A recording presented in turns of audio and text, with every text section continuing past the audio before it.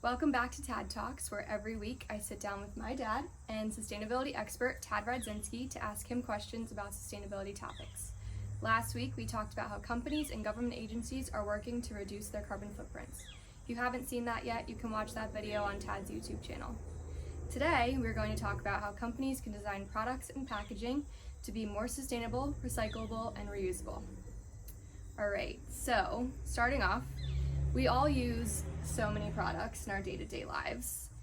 How do you really define what a sustainable product is? So when we think about it, we talked about this in our last episode, that all products have a life cycle. They start with the materials, the ingredients, the chemicals that go into making them, and then they get those ingredients and materials get transported to a manufacturing plant where they manufacture the products, and then from there the products are distributed out to different points, and then eventually they come to us, the consumers that are using them. So one thing to be thinking about in there is every step in that process there's impacts of extracting the materials and making them into the raw materials into the products, bringing them out to distribution, getting them to us, and then when we use them there's also impacts from that. So what's really important to define a sustainable product is to really think about what can you do to reduce those impacts along the whole life cycle.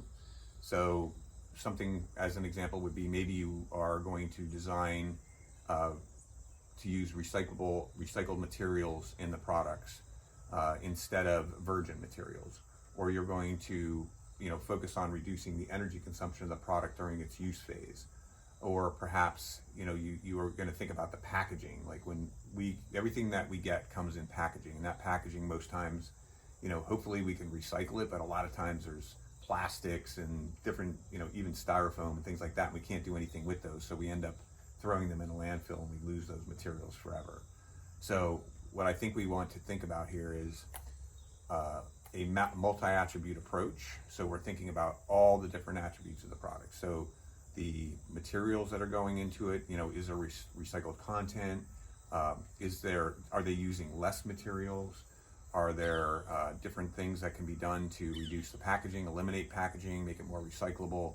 And does it save energy in its use phase if it is something that consumes energy? So it's really thinking about all those different things and different aspects of the product. And that's how we define sustainability. Just having one attribute doesn't necessarily mean it's sustainable. So if you say, oh, my product is sustainable because we put some recycled content in it, that might not be it. You want to think about everything you can from a multi-attribute approach. I mean, obviously adding recycled content helps, but we want to think about other things that can be done. Mm-hmm. Yeah, absolutely. And that sounds like a lot of work. So who is responsible for making these things happen? Okay, so every company, when they make a product, they just don't magically create a product, right? So what they do is there's usually product managers or there's marketing people that are out, listening to the customers to hear what is the kind of products we want and what are we expecting in these products. So what they do is those folks come back to their companies, and there's usually these teams, they call them new product development teams or research and development teams, or product development teams, whatever the term's going to be. And every company has a very specific process on how they design and make products. So they're going to be looking at a product from, number one, can we make this product? Number two, can we get the raw materials? Number three, what regulations do we have to meet? What does the customer want? All these things really get factored in, and they do this in a process they call the stage gate process. So what companies can do is they could start thinking about that right in the very beginning.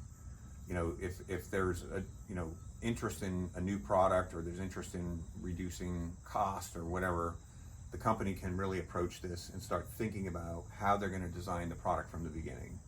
And what we have done with many companies is we help them create a sustainable product innovation program that gets them to focus on this in the very beginning. So what they'll do is they'll start to ask questions is, can we integrate recycled content? Can we use less materials?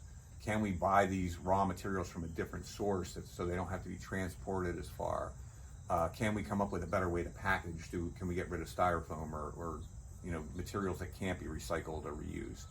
And then they'll also be thinking about use phase. Can we make the product more energy efficient in the use phase?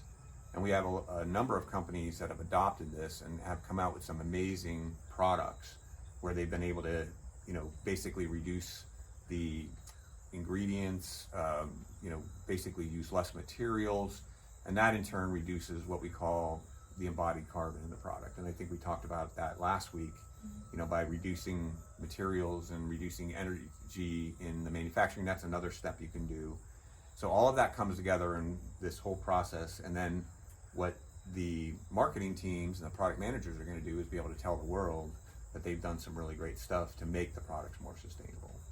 So it is complicated, but the big reward on this is if a company does it, not only do they make their products better, but oftentimes if they end up using less materials or thinking about where they're sourcing from, or being able to save energy, it's going to give them two major benefits. It's going to give them cost savings in most cases, and a lot of times it's also going to give them a competitive edge where the customers are going to be really happy and excited to see that the company is doing these things, and will be looking for that information. Great.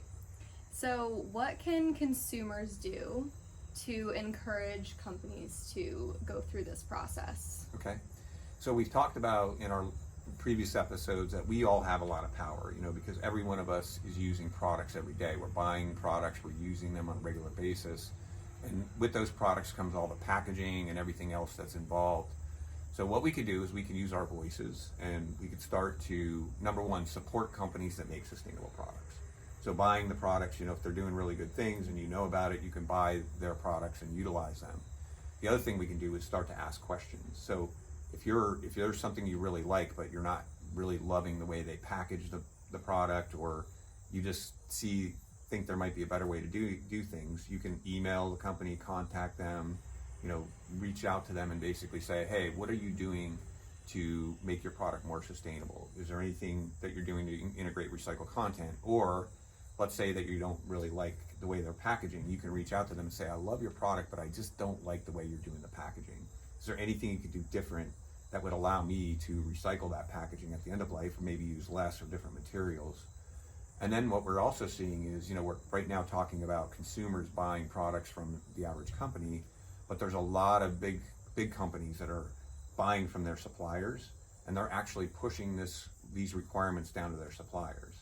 So if you are a company that's selling to business and not business to consumer, then you're probably getting requests to say, hey, we don't like your packaging. We have zero waste to landfill goals, and you're selling things that are adding to our waste, or these products really use a lot of energy. Are you doing anything to save energy? And then we talked about things that could be reusable or recyclable and that kind of thing. So another thing that companies really think about is closing the loop and going circular, or trying to make products into new things. So I'm even thinking about these chairs we're sitting on right now.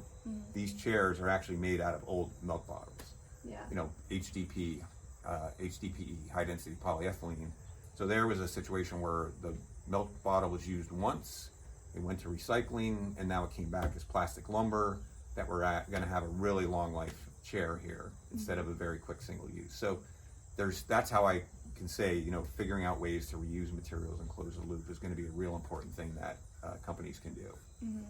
Yeah, that's awesome. And I actually ordered some things from a company online recently, and when I was checking out, there was a box that I could check to. It said, do you want us to send this to you with less packaging? Oh, nice. And I was able to check that box, and I got it, and it didn't come with all the normal packaging it usually came with. So that's a really awesome way, I feel like, to do that as well. Yeah, that's excellent. Yep. Great. Well, thank you so much. This was awesome. And next week we'll be talking about some of the root causes of plastic pollution and ocean plastics.